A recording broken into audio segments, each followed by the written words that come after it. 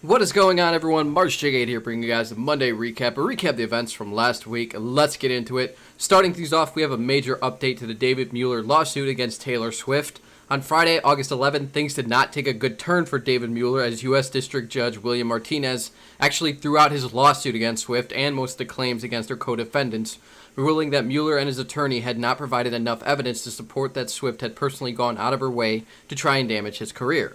For those of you who have missed the story so far, back in 2013, at the time DJ radio host David Mueller was attending a meet and greet at Pepsi Center in Denver with Taylor Swift, and during a photo op with the singer, Mueller allegedly stuck his hand up Taylor's skirt and grabbed her butt. This led to the singer informing her management team, which included Andrea Swift and Taylor, who is Taylor's mother, and radio specialist Frank Bell, who then proceeded to remove Mueller from the venue and report the issue to his superiors, which resulted in his termination. In 2015, it was made public that Mueller had launched a lawsuit against Swift, her mother, and Frank Bell, alleging that Swift's allegations and her mother and Frank Bell's pressure on the radio host's former superiors led to his termination. Swift follows this up with a countersuit for assault and battery, and Mueller files another claim for slander. It was ultimately decided by a U.S. District Judge to not throw this case out and let it go to trial. And last week, we finally got to see that trial start. From all reports, it seems like the court case went a lot better for Swift than I had originally anticipated, and that's due partly to Mueller struggling to remember details and getting frustrated during his testimony, and his former girlfriend Shannon Mletcher admitting that she never actually saw whether Mueller groped Swift or not. But it was mostly due to the fact that not only did Swift and her team all unequivocally testify that Mueller did what Swift claimed that he did, but she also had some aces up her sleeve. One of those was Greg Dent, Taylor Swift's bodyguard, who was positioned off to the side during the photo shoot when all of this happened, and says that Mueller put his hands behind her and put it under her skirt. He touched her, she jumped, he put her skirt down. When questioned as to whether Dent may have misidentified the culprit, Dent replied, "We weren't doing a police lineup. I was standing right there. I saw him do it. I didn't need to go look at a camera to see what he looks like." Now, the other nail in the coffin was Stephanie Seinbeck, who originally took the photo and said that she saw his hand in her butt. Now, just because the judge dropped Mueller's lawsuit against Swift, that does not mean that this is entirely over. In fact, the case was actually set to pick up again today, Monday, August 14th, with Swift's countersuit against Mueller for assault and battery. Swift and her team are so confident in how well the examination process went for this, though, that they announced Friday that they weren't even going to call up witnesses. And there's also the issue of, while most of the claims against the co-defendants, Andrea Swift and Frank Bell, were thrown out, one of them, the tortious interference with contacts claim, which according to Rottenstein Law Group, occurs when a person who is not a party to a contract says or does something to cause one of the parties in the contract to breach the contract. That hasn't been thrown out yet. So it'll be interesting to see where this case goes. But I want to leave the question with you guys. What do you think about all of this? I mean, do you guys even care? I mean, I know I don't talk a whole lot about Swift in this channel, but leave a comment down below letting me know. But with that being said, let's move on. No Man's Sky got a massive update titled Atlas Rising, which adds 30 hours of story, new alien races, new worlds with improved visuals and exotic plant life, crashed massive freighters, an improved galactic system that adds wealth, economy, and conflict, a new mission system, terrain editing features, portals, space combat improvements, new ships, and joint exploration, aka multiplayer where 16 players can appear as these like bluish orbs and are able to interact with each other. Guys, it is finally here at the 1 year mark of this game. That is a lot of shit, and that is not a tiny little shit either. This is a big overhaul for the game. But I gotta ask you guys, are you willing to try out the game at this point, or is it still too little too late? Leave a comment down below, and if you guys want to check out the trailer or check out the details for the game, I'll leave those in the description as well.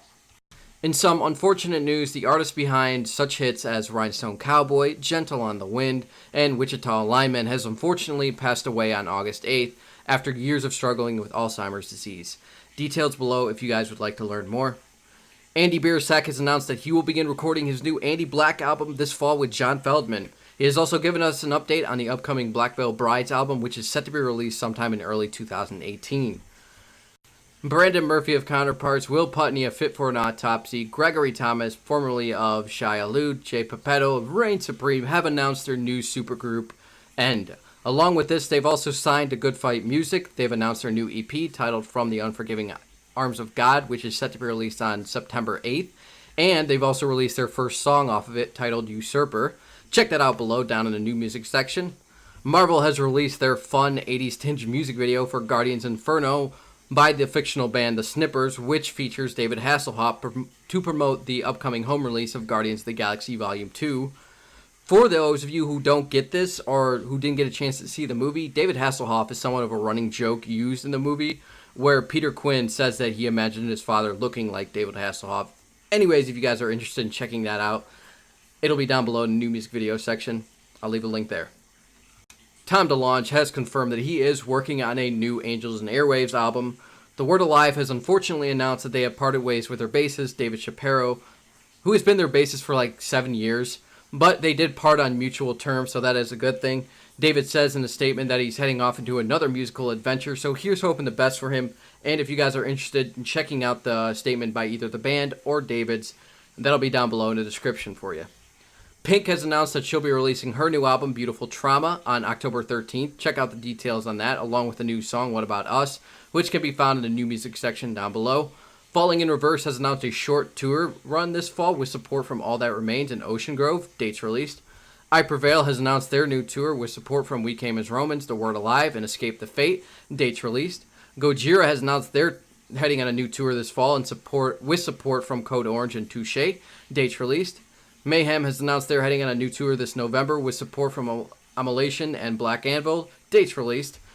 Sleeping with Sirens has announced their support for their upcoming tour this September, which is the White Noise, Palais Royale, and Chase Atlantic. Tickets are selling out fast for that, so if you guys want in, it's now or never, folks. Issues has announced Too Close to Home, and Siler will be joining them on their upcoming tour. Papa Roach has been unfortunately forced to cancel their shows in Oregon, Illinois, and Alaska this month in order to allow their frontman Jacoby Shaddix to undergo and recover from vocal cord surgery. Check out the band's statement for that down below, and I hope that he gets better quickly.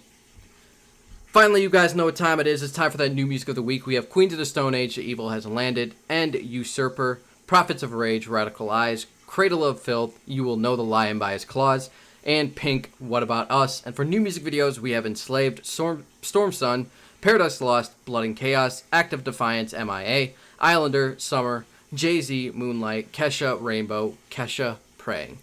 Be sure to check out all of those down below in the description if you guys are interested. Thank you all for joining me. Feel free to leave a like if you guys enjoyed the video, dislike if you didn't, subscribe if you want more. And as always, I will see you all on the next one. Mars out.